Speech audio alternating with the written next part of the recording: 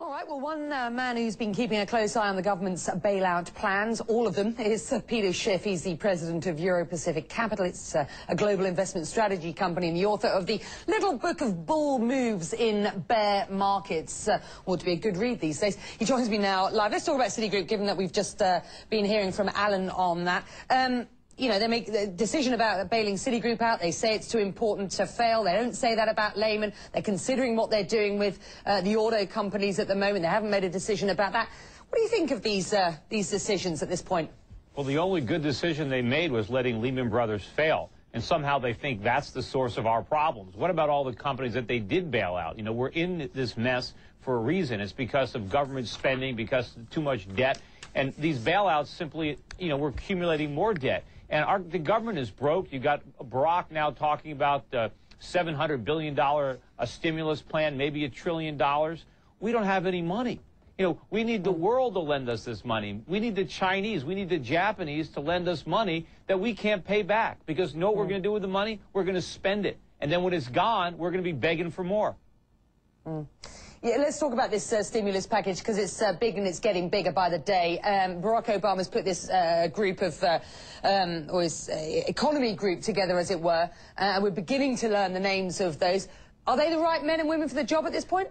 Now, look, if they think the economy needs more stimulus, they shouldn't be in these jobs. You know, we don't even need any economic advisors. We should abolish them all. I mean, look at this mess we're in. They're giving bad advice. We don't need stimulus. We don't need Americans spending more money. That's how we got into this mess. We borrowed money and we spent it. Now we can't pay it back. Americans need to make things. They need to go to work and they need to save their money. We can't try to stimulate the economy through more spending. And we can't just keep bailing. But you stimulate the economy by more spending overnight, effectively, because you don't make anything anymore. That's the problem. That can't change, can it? Well, it can change. That's a long-term plan. Yes, but it has to change, and the government has to let it change. The government has to get out of the way and let our phony economy collapse. I know it's going to be painful, but it's necessary. We can't keep pretending we have a viable economy and expecting the rest of the world to finance it. You know, we have to actually make things. We need a real industrial revolution in this country. We don't need more economic stimulus. That's more of the problem. And we can't keep rewarding people. Look at this Citicorp bailout.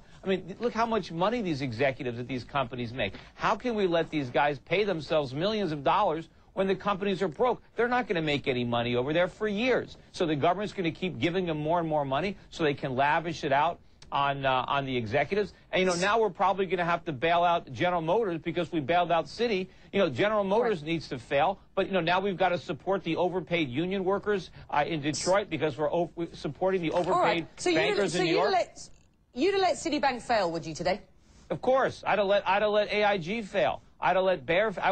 There'd be a lot of firms that would be failing if the government had stepped out of the way. But capitalism isn't about propping up failed companies. We need to let them fail. There's reason that these companies are going broke. We don't want to prop them up. Now, of course, behind it all is the Federal Reserve. If the Federal Reserve had never intervened in the market back in 2001 and 2002, had they not poured all this alcohol, then Wall Street wouldn't have got drunk. But they did. They made a lot of bad decisions, and now we've got to suffer the consequences. But it's not fair to try to say that the whole country, that everybody around the world who's holding U.S. dollars has to pay because of the bad bets made on Wall Street. All right. So, given what you're saying, you say government get out of the way, let the invisible hand of the free markets work this out. You'd be staring down the barrel of awfully difficult time for a very long time for many, many Americans at this point. No question about that. But it's false to assume that the government can do anything about that. I am convinced that everything the government is doing to fight this off is going to make.